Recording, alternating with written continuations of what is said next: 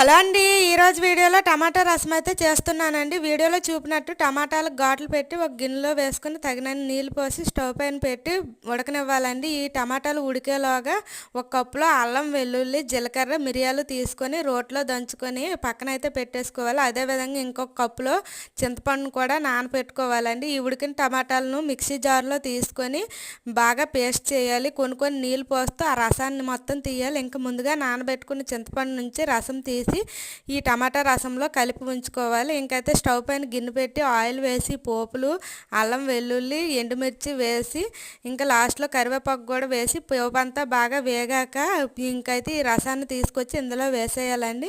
ఇంక ఇందులో ముందుగా దంచుకున్న అల్లం వెల్లుల్లి పేస్టు, ఉప్పు, పసుపు, కారం, ఇంకా రసం పౌడర్, ధనియాల పొడి వేసి బాగా మరగనివ్వాలండి. ఇంకా వీటికి కాంబినేషన్గా నేను వడియాలు కూడా వేపుకున్నాను. నేను టమాటా రసం ఎప్పుడు చేసినా ఎలా చేస్తాను, మీరు ఎలా చేస్తారో